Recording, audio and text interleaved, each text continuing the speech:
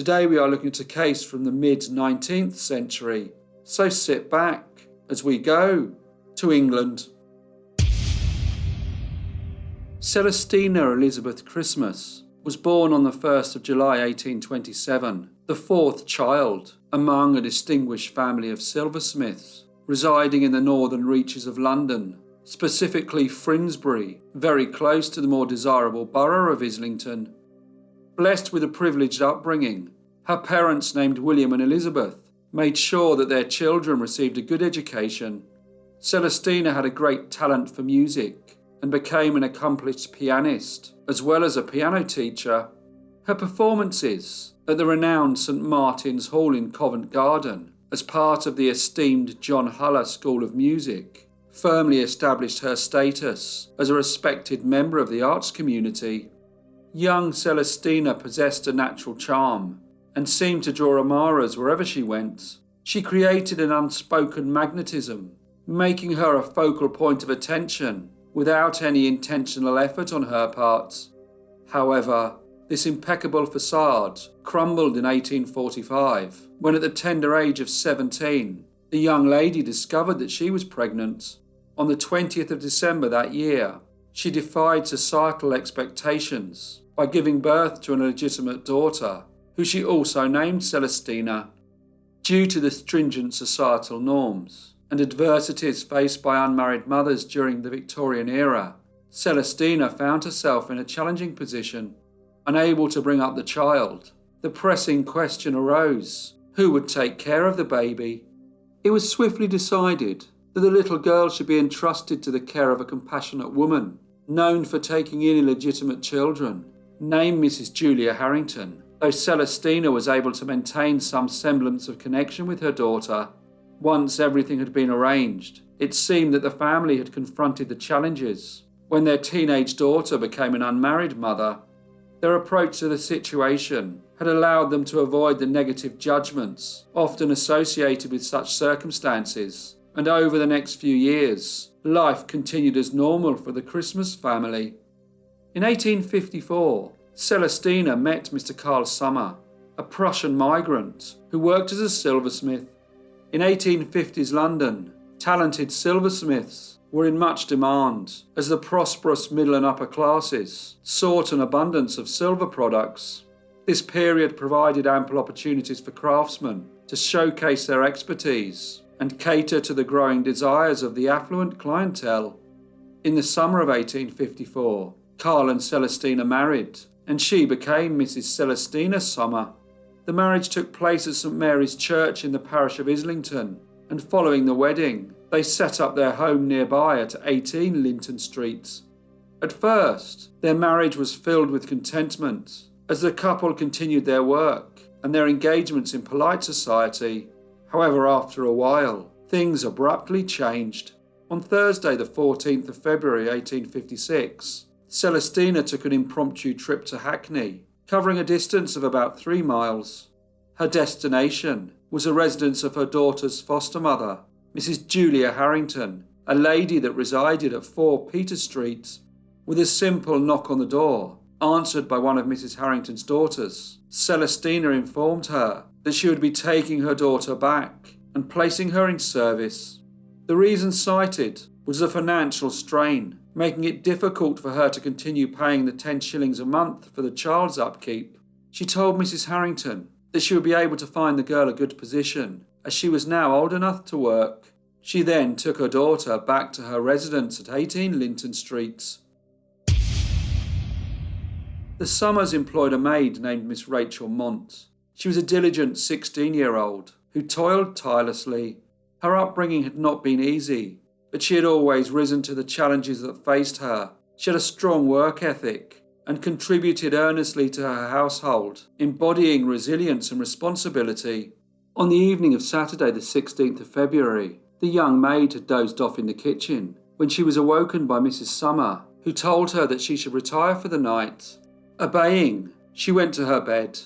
However, a few moments later, she was surprised to hear her mistress leave the property, an unusual occurrence, as Mrs. Sommer rarely ventured out so late. The young maid found herself unable to sleep, and her restlessness persisted as she heard her mistress return. This was followed by a somewhat loud disturbance. Opting not to intrude, she stayed in her room. However, once the noise had ceased, Mrs. Sommer came to the passageway and shouted, "Rachel, are you abed?" The young girl made no answer. Mrs. Sommer then entered the room, shining a light on her and poking her face to ensure that she was indeed asleep. The following morning, Rachel rose early to an unusually quiet house. Curious about the previous night's disturbance, she decided to investigate. She silently descended the stairs towards the cellar, but there, a horrifying sight confronted her. Her mistress's 10-year-old daughter lay lifeless on the floor. Stunned, Rachel was momentarily unable to move, but regained her composure and hurriedly returned upstairs to the kitchen. It was a Sunday, so she was expecting a visit from her older sister, a young lady who also worked in service named Rebecca. Eventually, Mrs. Sommer got up and came downstairs. Rachel greeted her in her normal way, concealing any knowledge of the distressing secret harboured by her mistress. Rather than mentioning what she had witnessed in the cellar, she instead tactfully reminded Mrs. Sommer of her sister's impending visit. She managed to maintain a sense of normality in spite of her own apprehension following the unsettling discovery. Soon there was a knock at the door, and Mrs. Sommer rushed to answer it. She then shouted to her maid, "It's your sister, but do not ask her to go downstairs." Instead, the sisters met in the front passage, and Rachel whispered what had happened the previous evening and what she had seen in the cellar. Somewhat understandably, her sister did not believe the story. Rachel, however, insisted that it was true. After Rebecca's return to her workplace at Haberdasher House, she conveyed the distressing news of the body in the cellar to her mistress, who, despite her initial scepticism, aware of the gravity of the situation, contacted the constable. At 4:30 p.m. on Friday the 15th of February, the police arrived at 18 Linton Street in Islington. They searched the house and soon discovered the body of a young girl. It was apparent that her throat had been cut. They also found a black gown with spots of blood on it that had been washed and hidden under a bed. Celestina and her husband found themselves in the grip of suspicion and were arrested on the charge of murder. Inspector Edward Hutton, along with Sergeant Edwin Townsend, took custody of the couple, escorting them to the Hoxton police station for further questioning. There were 2 hearings in front of the magistrate William Corrie, both held at Clerkenwell Police Court. The dead girl was identified as the daughter of Mrs. Celestina Sommer, and the police deduced that the motive for the killing was so that shame would not be brought upon Mrs. Sommer and her husband. However, it was soon established that Mr. Carl Sommer was in fact out of the house on the evening of the murder and had never even met his wife's illegitimate child. The key witness was the maid, Miss Rachel Mont, who recounted a chilling sequence of events. According to her testimony, she encountered the young girl on Friday the 15th of February, and again the following day, when she heard her talking to the mistress. She told the inquest that from her room, she overheard a conversation between Mrs. Sommer and her daughter, which took place in the kitchen. The mistress instructed the girl to go to the cellar, but instead of going straight away, the girl hesitated, and her mother asked if she was afraid, to which the girl replied, "I am not afraid, but it is a strange place to me. I have not been here before."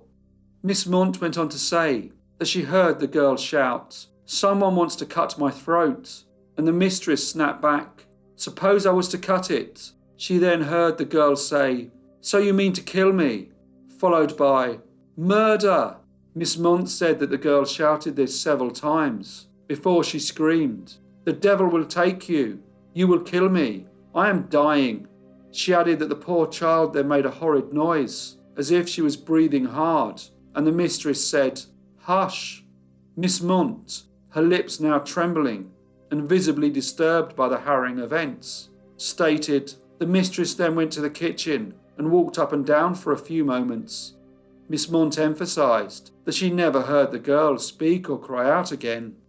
The maid added that the master of the house was absent during this period and only returned at 1 o'clock. She said she was sure of this, as in the aftermath of the earlier events, she was unable to sleep at all that night. Divisional Surgeon Mr. George Coward was another witness. He detailed the severity of the child's wounds, saying that they were the direct cause of her demise. He asserted that these injuries could only have been inflicted by another person, and that the young girl would not have had the capability of inflicting such harm upon herself. Following this most unsettling testimony, the jury cited Celestina Sommer as complicit in her daughter's demise, and the judge told her that she would be tried at the Old Bailey for the crime of murder.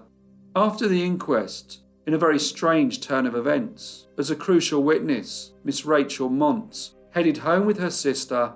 Unfortunately, the two young ladies found themselves pursued by an agitated mob in the direction of Arlington Street. In a swift manoeuvre, Police Officer Townsend and his colleague, Sergeant George Beckley, managed to escort the girls through a rear door of the Ride and Arms pub.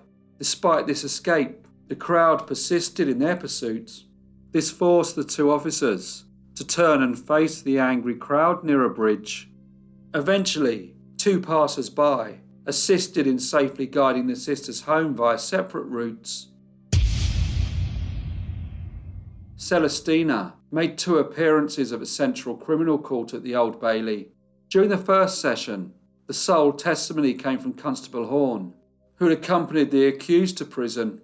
In his account, he revealed a significant revelation that the accused had told him that she had indeed killed the child, as her husband was no longer in agreement about paying the weekly payment to Mrs. Harrington, the lady who had been responsible for the girl since her birth. The hearing was adjourned to allow the defence counsel to make further inquiries in respect of the accused. The trial actually took place on Thursday the 10th of April 1856 before Mr. Justice Creswell and Mr. Justice Crompton. Mrs. Sommer was very nervous. Although she was a woman of 28 years, she looked like a child standing in the dock.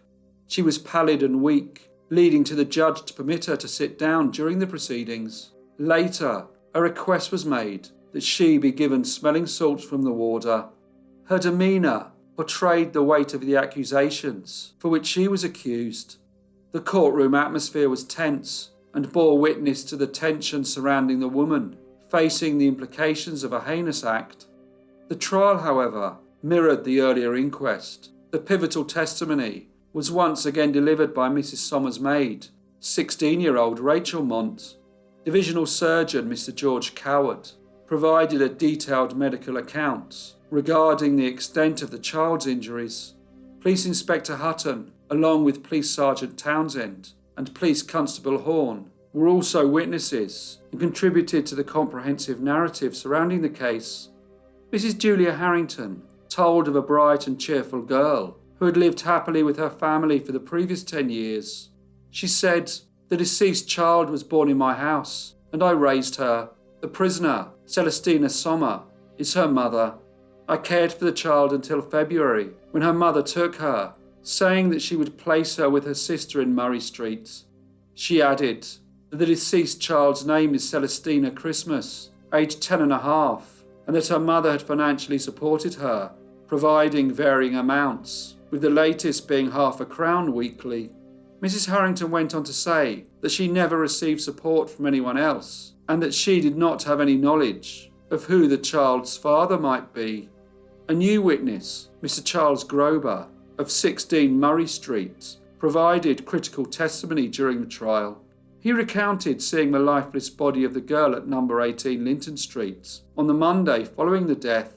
Mr. Grober revealed that he had last seen the child alive on Saturday evening, February the 16th, when Mrs. Sommer brought her to his residence and told him that she had secured a position for the child with a greengrocer and was about to take her there. However, Mr. Grober claimed that he was not convinced by this, so decided to discreetly follow Mrs. Sommer when she left his property. On doing so, he observed that instead of going to a greengrocer, she in fact returned to her residence at number 18 Linton Street. The convergence of these testimonies painted a vivid picture for the court, with each piece of information adding additional layers to this most tragic story.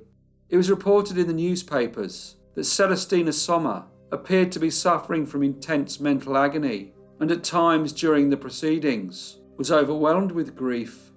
As the trial concluded, the jury deliberated for a mere 15 minutes before deciding that Mrs. Celestina Sommer was guilty of the crime of willful murder of her daughter.